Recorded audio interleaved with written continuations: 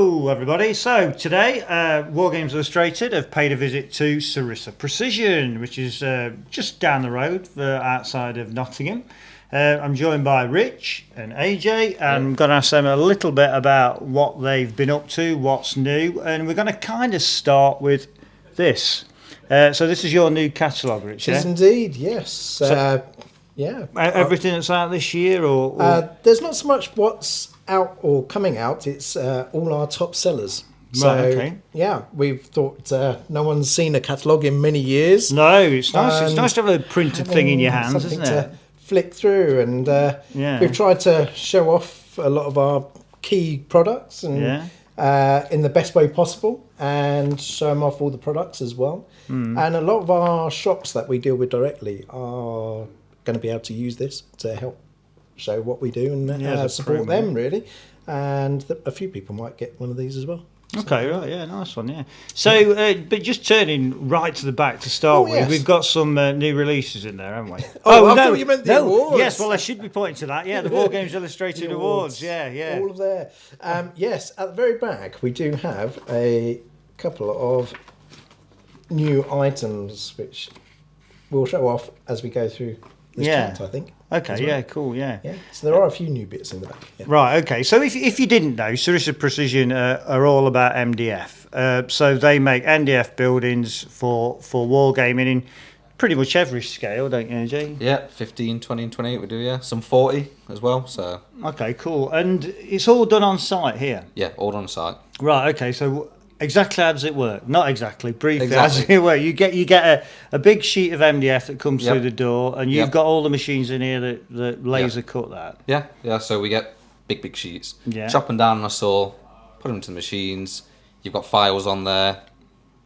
Press go, and that's as simple as it is. Oh, it seems dead easy. Well, there is more to it. If you want me to get really into it, we can. But yeah, that's fine. Yeah, but you also, something that you've been doing over the last couple of years is colouring the MDF as well. So you do a lot of tokens and things like that, don't you? Yeah.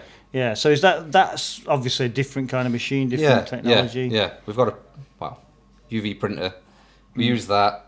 We've started doing a lot of accessories with it: dice, tokens, templates. That's where we're focus on a bit at the minute, with a view maybe to do more things other than that to do with MDF and colour. All top secret. Don't say yes. There's a little hint. Okay, right. Okay, cool. Let's have a look at some of the new stuff then, Rich. So, reaching over there, what we got? I'm going to reach over because, as AJ mentioned, we do a lot of 15 and 20mm type stuff.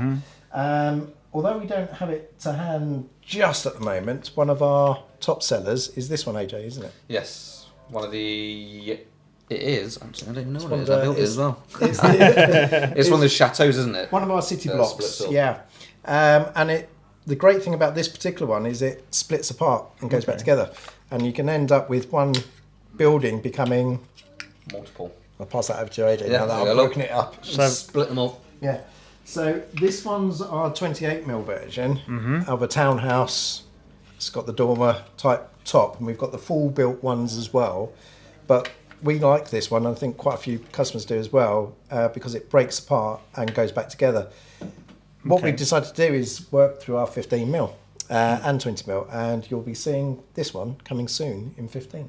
Okay, cool. So is that it? It's just like a facade then? It's not the whole building will go together. Yeah. So this is the back half of it. That's the front half.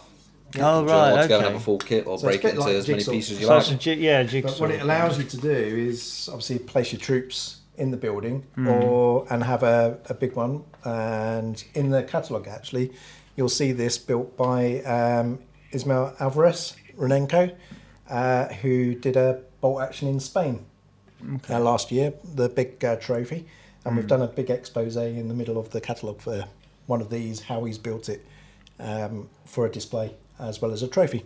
Okay. And you can put your troops inside, you can break it apart and spread it out on the battlefield. So it's been quite a popular one. That's a nice one, yeah.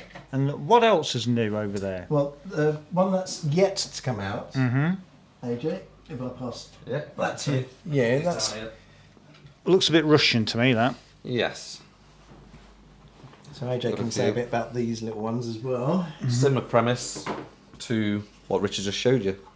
So we start getting bits we can have intact or in half destroyed, I think the church just stays as one, but then yeah, these ones can split in two. Yeah. And there is going to be other scales of it too coming. Okay. But yeah. So when it's together, it Well, looks, as you can see there, if you paint it, yeah, it looks well, fine just anyway. wood, it blends in Yeah. with it, doesn't it? Yeah. It So you does, can't yeah. really tell until you split it. Yeah. But it does actually split. Okay. Yeah. Cool. That doesn't come apart, I'm guessing. No, No, this one not won't. that. But normally, when you build these, we make them so that the roofs, the roof itself Yeah. can come off, and Yeah. you can put your infantry inside. So being able to place your troops inside has always been a big part of what we build. Yeah. We decided with these ones though, that you could do that, or you could just have them so they pop apart, Yeah. and then you can have your troops in and out of the building. So during a game, when it's been hit by a shell, you just take it apart. Yeah, you can have a full one, and then you take it apart. You've got your blown up one. Yeah. The great thing with these as well is we always have in mind games that we want to play, and the general games might be Frostgrave or Bolt Action or something along those ilk, so Chain of Command, that type of thing. So if we can use a building in a variety of different ways for different games, that's even better for us. Okay, so you're always thinking in very quite practical terms at the end of the day, Yeah. really. Although it looks really pretty, it is practical in a game. That's the idea. Yes. Ah, okay. Yeah. Yeah. Nice one. Okay. Yeah. Well, they're really nice. Is there anything else over there? Well, we do work with a couple of other companies. Yeah. AJ, do you want to say anything about LCA, for example? Yeah, so we've been working with Laser Cut Architect, guy called Daryl, don't know if you know. No. But yeah, we're starting to work with him through our Dark Ops brand on there. So we're going to start releasing all of his kits through that. That's what we've been doing a lot of, working through them steadily with him. I know he's been putting bits on his Facebook, so we're going to have a look at that. Videos, he's been doing chats on there, so yeah. Yeah. So what is all that stuff? What period are we talking about? This particular one for Genre. LCA, Daryl is working on Warhammer 40,000 type products, so science fiction. So the typical sort of bastion defences, Okay. things that allow you to create like a Space Hulk and doors that slide in and out. Yeah. Yeah. So you're having a variety of kits that build up a battlefield set. But it's part of our remit is to support smaller companies as well. So although we cut and everything for ourselves, we try and help others like LCA that are up and coming, and we've got the infrastructure to basically cut and ship for him. And that way he can focus his attention on doing what he loves, and that's the design side of things. Yeah. He's not the only one, of course. We've got Multiverse we're just starting to work with. But we ourselves, as Sarissa, do a lot of other kits for other companies, Okay. including Italari and Warlord. Okay, so if someone comes to you, some small manufacturer or rather small designer who's interested in getting stuff for his game, something you definitely look at. Yeah, definitely. Always up for supporting people. Yeah, okay, Yeah. cool. If it's interesting stuff and it's got to Yeah. look good on the Dice table. example. Yeah, Yeah. okay. Yeah. A good example is Dice. Yeah. Gaslands. And tokens, yeah, dice and tokens, yeah, which are easily done, aren't they? In Yeah. fact, you've done some stuff for us, of course, for built hooks and Built boat hooks, hooks. yes. Yeah. Yes, and of course our ships have been rather popular with that. Oh Thank yeah, you very much. very. What is your most popular stuff? I know the catalogue's got like was it 100 most or whatever, but Yes. what is the thing that is selling more than anything else? Oh, Ship of the Line. Probably we did sell a lot of that, didn't we? When it Is it? released? Oh, the yeah, re- yeah. the real- It the real surprises thing. a bit actually. We thought it looked Yeah. really cool, but sometimes you can think something looks really cool, and then it doesn't sell as much as you thought. And it's then not- other not things, cheap either, No, is it? no. But people liked it, didn't they? Yeah. The amount of design work and modifications we had to go Oh, yeah. through to make the card work, for example, the framework, Yeah. to make it modular enough so that in a role play game you could easily lay it Okay. out side by side, so you can play deck to deck, pirates of course. Yeah. So when somebody buys 3 of them, you wonder what they're playing. Yeah. But that has proved to be, I think, one of our best sellers.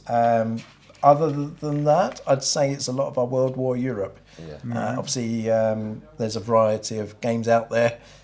We play quite a bit of Operation Squad, but also Bolt Action. And so we've got Chain of Command as well. We've been playing, and of course, O200 has been a very big recent one for All us. right, of course, yeah. And that's where we'll combine a lot of kits into bundled offers, make it a bit easier for everybody to collect and grab a complete set that's appropriately themed for the game they're playing.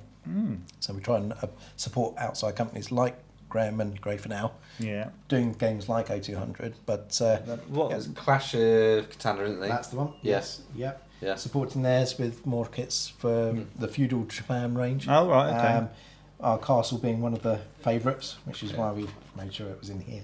Oh, right, yeah, that is really nice. Yeah. Okay, So- right, good. Okay, yeah. So a never-ending stream of things coming out of Sarissa over the next ever. Over the next Yeah. hour, we've always got kits coming Yeah, out. there's Yeah. always stuff. Okay, cool. Yeah. I think we'll just finish this video with a few shots taken around the factory. So we've been here all day doing various bits and bobs. So you can have a look now at the factory in operation. But thanks very much, guys. You're welcome. Cheers. Thank you very much.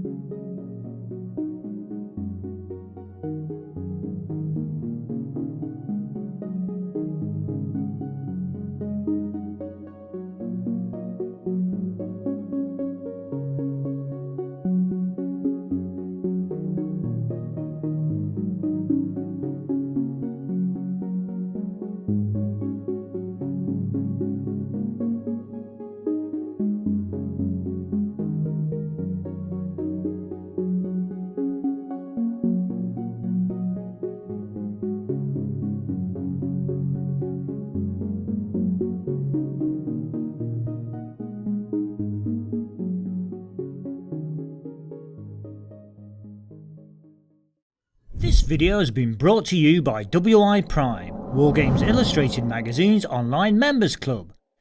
View more videos or find out more about WiPrime by following these links.